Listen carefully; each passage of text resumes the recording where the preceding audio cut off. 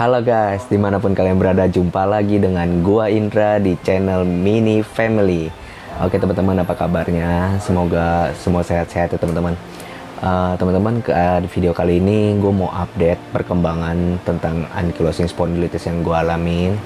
Dan video ini gue buat di tanggal 20 November 2021 ya teman-teman. Dan sekarang gue udah pengobatan yang kedua untuk pengobatan yang Reotrack ini, yang gue pernah bahas di video-video sebelumnya ya teman-teman ya. Cuman yang kali ini nih ada stikernya lebih gede, obat kanker gitu. Ya oke, ini jadi kan ini kan rencananya sama dokter gue minum untuk selama 3 bulan gitu. Nanti setelah udah 3 bulan udah minum ini, terus diimbangin dengan asam folat. Asam folatnya kayak gini sekarang gitu. Folat apa nih namanya? Folic acid ya. Folic acid, mungkin kelihatan ya, folic acid gitu. Mungkin merek sih banyak sih ya. Ini asam folat untuk penyeimbang si Reotrack ini ya, obat kanker. Nah, jadi nanti setelah udah 3 bulan gue akan diperiksa lagi darahnya untuk melihat perkembangannya udah sampai mana gitu. Nah, sekarang gue mau sedikit sharing soal apa yang udah terjadi sama gue selama udah minum ini selama sebulan gitu ya. Ini kan gue minum sebulan 4 kali ya, seminggu sekali gitu, per 4 tablet. Nah, memang gue ngerasain setelah minum Reotrack itu rasanya lebih nyaman di badan gue sih teman-teman. Tapi sekarang gue lagi ada kendala soal methylprednisolone nih teman-teman. Kan di video sebelumnya gue udah pernah bahas soal efek samping metil dan gue harus ngelepasin itu gimana caranya gitu. Nah, kira-kira sekitar 3 mingguan yang lalu nih teman-teman, gue ada sempet berhasil melepas si metil ini dari tadi ya 2 kali sehari, dosisnya 4 mg gitu ya. Gue kurangin besoknya langsung gue kurangin sehari sekali, dan besoknya langsung gue stop total gitu. Mestinya sih cuman dokter menyarankan harus per 2 minggu sekali gitu. Nah, ceritanya pas gue udah berhenti nih teman-teman ya, itu gue ada sempet kira-kira 3 harian kurang lebih itu gue ngerasa masih bisa enak. Nah, pas di hari keempat gue udah mulai gak enak badan, dan besoknya jadi gue total udah 5 hari ya sempet gue berhenti total, nggak minum sama sekali metil. Itu gue sakitnya tambah gimana ya, rasanya tuh kayak nggak enak badan, kayak kalau kalian pernah ngerasain kayak masuk angin berat gitu ya, kayak demam, ngerasa kayak demam tapi nggak panas badannya, cuman nggak enak badan gitu, nggak enak banget, semeriwing satu badan gitu. Nah, kurang lebih kayak gitu. Jadi akhirnya gue minum lagi itu metil pas malamnya. Habis itu besoknya ceritanya itu gue nggak minum lagi. Nah, terus pas besoknya lagi itu mulai nggak enak badan lagi teman-teman. Akhirnya malam gue minum lagi. Jadi 2 hari sekali tuh ceritanya teman-teman ya. Itu udah berjalan berapa kali. Habis itu kayaknya nggak enak banget ini badan, makin gue sempat ngedrop teman-teman ya. Jadi beberapa hari terakhir gue sempat tepatnya sih kemarin pas 2 hari yang lalu itu gue bener-bener nggak enak badan, gue ngedrop banget. Akhirnya gue minum lagi metil.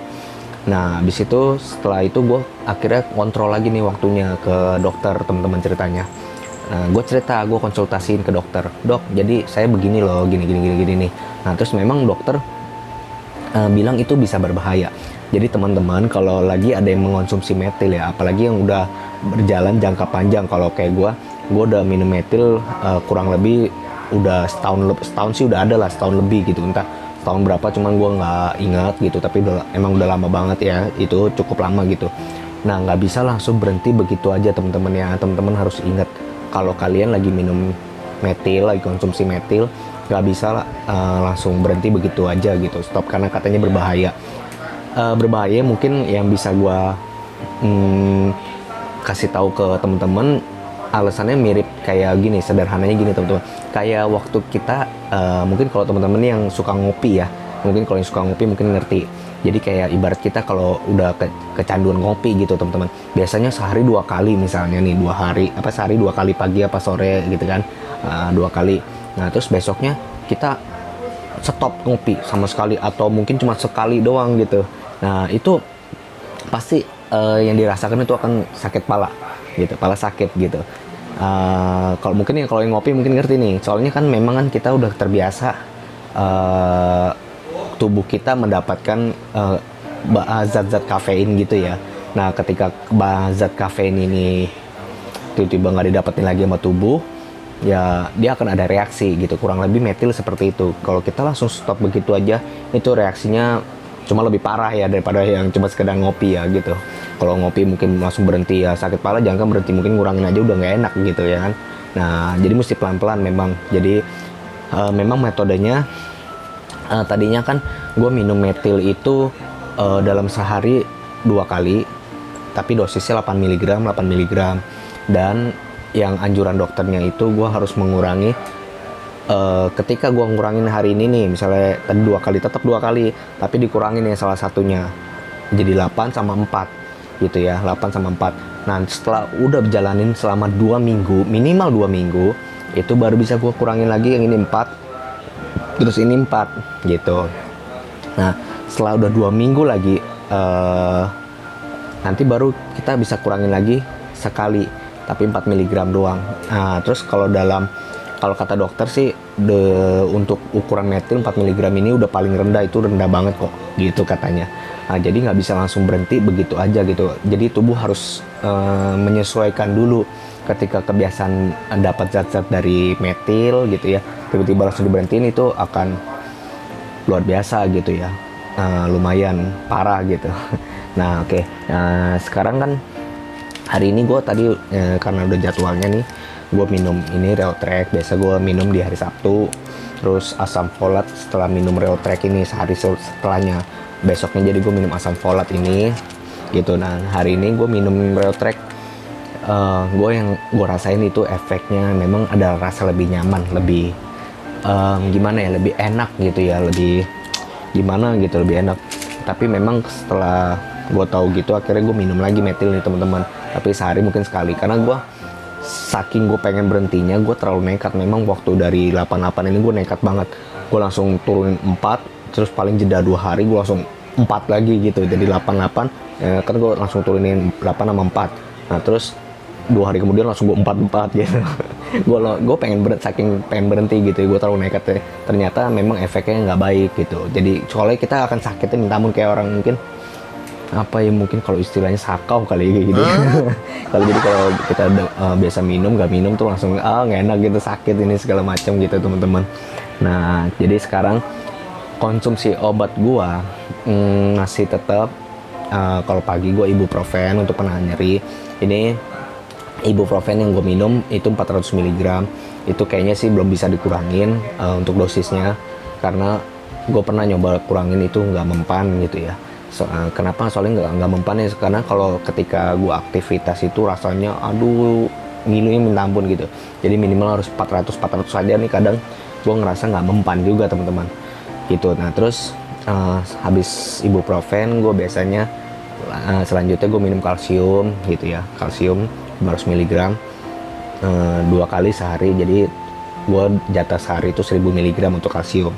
Nah lalu berikutnya sulfasalazin gitu ya, gue minum sulfasalazin 3 kali sehari gitu. Sekali minum ukurannya 1000 mg gitu, jadi sehari gue konsumsi 3000 mg untuk sulfasalazin, itu digedein gitu, karena memang sulfasalazin untuk ngimbangin si metil aja gitu.